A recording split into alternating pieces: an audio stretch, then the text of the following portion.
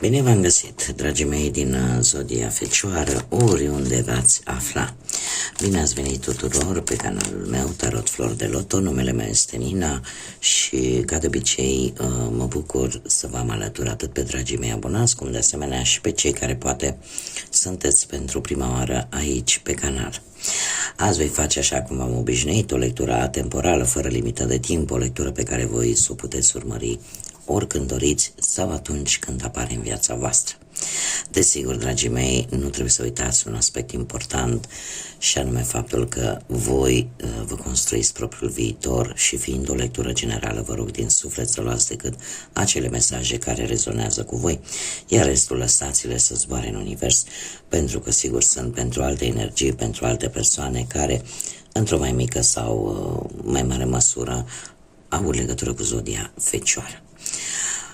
Cum am făcut și la celelalte zodii, îmi fac datoria și vă spun și vouă mare grijă cu tot felul de canale care au același denumire ca și canalul meu de YouTube, Tarot Flor de Loto, doar că nu îmi aparțin.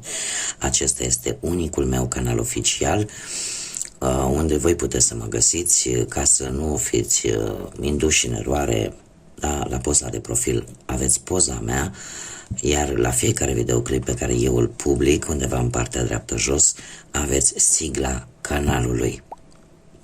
Așa că vă rog din suflet să nu cădeți în plasa altor persoane care, folosindu-se de acest nume, poate, eu știu, nu știu, vă cer tot felul de lucruri. Eu tot ceea ce, toate comunicările pe care eu le fac decât aici. Nu am nicio legătură cu alte canale care se numesc poate la fel cu acest canal. Se pare că au apărut acum câteva săptămâni. Am aflat și eu de curând de existența lor. Dar tocmai nu vreau să cădeți în această capcană. Bun. Haideți să revenim la lectura noastră. Toți cei care aveți Soare, Lună, Venus sau ascendentul în Zodia Fecioară, atunci această lectură este de asemenea și pentru voi. Și haideți să trecem la treabă, să vedem care este energia voastră, dragilor, cu acest minunat oracol al ceștii de cafea. Care este situația pentru dragii mei din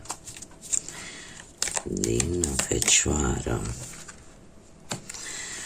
Dragilor dragi, ați trecut printr-o perioadă în care v-ați luat timp. V-ați făcut timp pentru voi, pentru cei dragi vouă și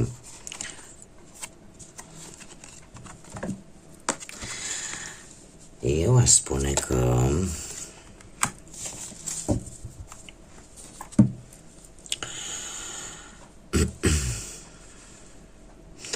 aș simți nevoia să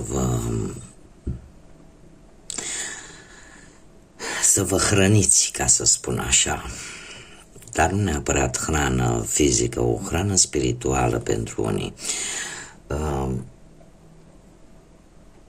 Ați avut parte de o transformare care posibil să aibă legătura cu familia voastră, cu perechea voastră, cu copiii voștri. V-ați dat seama că trebuie să vă ocupați poate mai mult de voi, cum trebuie să vă ocupați poate mai mult de cei dragi vouă. În prezent, probabil că sunteți într-un moment în care sunteți foarte ocupați, ceva legătură cu instituții ale statului, cu niște documente, probabil cu niște semnături, da, de documente legale, de acte, de contracte, ceva foarte semnificativ care îți ocupă timpul, dar care te va ajuta cumva să echilibrezi o anumită situație. De asemenea, avem leul. În perioada imediat următoare veți avea parte de un succes. Un succes care vine, un câștig probabil, sau un succes la locul de muncă sau în viața profesională. Sau poate pur și simplu descoperiți un prieten cu influență, un prieten puternic, un amic probabil care să vă ajute într-o anumită situație și să reușiți să o rezolvați. Cert este că apare o rezolvare. Acum, este per general, da, se poate aplica pe orice aspect al vieții. Haideți să o luăm acum pe rând și să vedem viața profesională. Viața profesională pentru dragii mei din Fecioară. Avem un 7 de vară. Un 7 de vară. Dragilor, voi, în ceea ce privește munca, nu știu de ce, ați tot amânat un anumit lucru care este relaționat cu viața profesională. Și l-ați tot amânat până când eu cred că, bine, stă și în natura voastră, ca să zic așa. De ce? Pentru că voi analizați foarte multă atenție la detalii și de multe ori picați într-o extremă în care analizați chiar prea exagerat o anumită situație până când ajungeți să o tot amânați, tot analizând-o, iar asta să vă aducă mai multă confuzie în loc să vă clarifice anumite lucruri. Se pare că în prezent avem lumea care ne vorbește de reușiți până la urmă să definitivați respectiva situație pe care tot ați amânat-o și lucrul ăsta va face să se încheie o anumită etapă din viața voastră profesională, un anumit lucru și să fiți pregătiți pentru lucruri noi. Cumva apar în sfârșit niște rezultate bune, e posibil o călătorie în străinătate în interes de muncă pentru unii dintre voi, iar următoarea perioadă, cu acest as de vară, se pare că sunteți la începutul, nu automat odată ce ați încheiat o anumită etapă din punct de vedere profesional, începeți o etapă nouă și care va fi de bun augur pentru voi, dragilor. Asul de vară sau asul de cupe vine cu un mesaj pozitiv, așa că sunteți în următoarea perioadă veți avea noi șanse, noi avansări și posibil chiar un nou job destul de pozitiv. E ca o renaștere, da? Și posibil să cunoașteți persoane noi. Acum, haideți să vedem cu bănuții cum stați, dragilor din zodia Fecioară. Cu bănuții ați avut o perioadă în trecutul vostru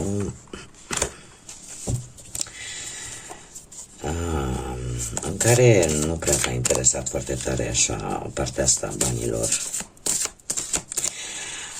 Nu știu, ați fost interesați mai mult de alte aspecte ale vieții și mai puțin de bani. Poate că unii dintre voi ați fost destul de echilibrați în finanțe și atunci chiar nu a fost necesar să vă agitați foarte mult pe partea asta financiară. În prezent avem o regină de vară, zodii de apă, rac, pești sau scorpion, care se pare că ori voi, ori persoana asta încearcă să aibă prea mult grijă de ceilalți. Poate chiar prea mult. De asta zic că ori voi, în situația în care sunteți voi, încercați parcă să rezolvați problemele tuturor. Și poate e prea mult. Și știți cum e, când e prea mult, nu e bine. Nu știu, că acordați ajutor financiar mai multor persoane din familia voastră. E ca și cum ai zice, nu pot să zic nu. Dar totuși cartea în sine vine cu acest mic avertisment. Poate că e prea mult. Dacă nu sunteți voi, atunci poate să fie respectiva persoană care poate să reprezinte pe cineva important din viața voastră. Da? Și care să încerce să vă tot ceară bani. Uite, știm, trebuie și pentru cutărică, nu trebuie și pentru cutărică și tot așa. Ei, cu ce vine viitorul apropiat? Vine cu un 10 de vară, dragilor. Un 10 de vară care îmi spune că va trebui, veți deveni un pic mai înțelepți în ceea ce privește finanțele voastre și se pare că aveți lângă voi persoane de încredere pe care vă puteți baza când e vorba de bănuți. Zecele de vară sau zecele de cupe, de asemenea, mai vine cu o perioadă destul de prosperă, mai ales dacă cineva are probleme în familia voastră, sau voi, poate, dacă voi aveți probleme, cumva e o legătură cu familia. Ori familia vă poate ajuta pe voi, ori, voi puteți ajuta pe cineva din familia voastră. Da, dar e o perioadă destul de bună. Haideți să vedem pe plan sentimental pentru dragii mei din Fecioară, cei care sunteți deja într-o relație, sunteți deja formați o pereche. Dragii mei dragi, avem roata destinului. Ați avut, ceva s-a schimbat într-un mod foarte brusc în relația voastră și total neașteptat. Nu știu, poate o călătorie să fi intervenit. Cert este că în prezent, dragilor, unii dintre voi aveți senzația că sunteți prinși în această relație, că nu există cale de ieșire, că nu știu dacă voi sau perechea voastră dă prea multă importanță lucrurilor materiale. E posibil lucrul acesta, e posibil ca, chiar voi să vă simțiți prizonieri de propriile voastre preocupări și frici în ceea ce privește relația voastră. Și acum, perioada următoare pentru voi, dragilor, vine cu acest 2 de iarnă care îmi spune în felul următor: veți fi în următoarea perioadă destul de indeciși. Iar asta, faptul că sunteți indeciși și că nu reușiți să vedeți foarte clar anumite aspecte din relația voastră, vă face în continuare să vă simțiți, cum să spun eu, ca într-o capcană. Cred că ori voi, ori perechea voastră încearcă prea mult să facă pe plac celuilalt. Iar asta pe voi, dragilor, vă face să fiți prinși între ce vă spune mintea cu ce vă spune inima. Este sfatul cărților, cel puțin al acestei cărți, îmi spune că ar trebui să alegi în funcție de ce este cel mai bine pentru voi, în primul și în primul rând. Da? Iar cum să spun, ca și cum ai face un calcul să vezi ce este bine pentru mine, ce nu este atât de bine pentru mine. Și numai în felul ăsta puteți să ieșiți din această ceață mentală. Da? Pentru că se pare că se perpetuează aceeași stare de blocaj pe care o trăiți chiar și acum și în următoarea perioadă la fel. Haideți să vedem pentru cei care sunteți singuri, poate în urma unei văduvii, din păcate, a unui divorț, a unei separări, sau poate nu ați reușit voi să vă găsiți jumătatea până în acest moment. Dragii mei, dragi, avem un 5 de primăvară, un 5 de primăvară care îmi vorbește de acele extreme opuse, dar știți cum e cu extremele care se atrag. Ați avut cu ceva timp în urmă anumite divergențe sau poate anumite sentimente contradictorii vis-a-vis de voi înșivă sau vis-a-vis de ceilalți, de alte persoane. Sau poate ați avut de-a face în viața asta sentimentală cu persoane foarte sau prea ambițioase. Iar prezentul pentru voi, din punctul ăsta de vedere sentimental, cu acest as de toamnă, îmi spune că în acest moment ori ați primit un sfat, ori un ajutor din partea unor persoane din exterior. Iar asta a adus o schimbare fericită în viața voastră. Cumva se întrevede așa la orizont o nouă iubire. Și asta parcă v-a schimbat un pic stare, sunteți un pic mai optimiști. Și sunteți dispuși chiar să faceți și schimbări, să aduceți anumite schimbări în viața voastră. Și avem aici o prințesă de vară.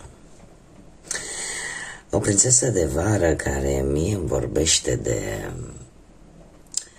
de o veste bună care va veni cât de curând la voi, dragilor. Este adevărat, e posibil să fie cineva mai tânăr decât voi. O poveste de dragoste deja se întrevede în următoarea perioadă. Posibil, nu știu, să aveți o invitație la un eveniment social care o să vă facă bine. Este cineva foarte amabil, foarte sensibil, chiar dacă nu are foarte multă experiență, totuși are o carismă care vă place. Da? Și mie mi-apare un eveniment, probabil că veți merge împreună la un eveniment. Haideți să vedem și mesajul general pentru voi, dragii mei, din Fecioară. Înțelepciune. Lasă mintea să caute stelele, dar tu păstrează-ți picioarele bine înfipte în pământ. Ascultă înțelepciunea strămoșilor din sufletul tău, pentru că acei strămoși îți vorbesc prin tine. Tu știi atât de multe, sau tu știi bine lucrul acesta. Este un îndemn de a vă folosi înțelepciunea. Înțelepciunea vine nu doar prin experiențele pe care le traversăm, prin lecțiile pe care le învățăm. Înțelepciunea vine prin modalitatea în care noi suntem dispuși să aducem schimbări benefice, pozitive în viețile noastre. Asta, de fapt, de aici vine înțelepciunea, și cea mai mare înțelepciune e aceea în care învățăm nu numai din propriile noastre istorii de viață, când învățăm din istoriile înaintașilor noștri, în așa fel încât să nu repetăm aceleași greșeli. Nu vreau să zic acum să greșesc, dar știu că era un citat foarte interesant vis-a-vis de nații, că o nație care repetă greșelile înaintașilor deja trăiesc cumva degeaba. Da? Deci înțelepciunea vine din a învăța să nu trebuiască să mai treci încă o dată prin același lucru dacă și înaintașii tăi au trecut și tu practic ai deja exemplu viu și atunci ar trebui să înveți din el. Deci folosiți-vă înțelepciunea și se pare că mulți dintre voi știu acest lucru și îl asumă și îl știu.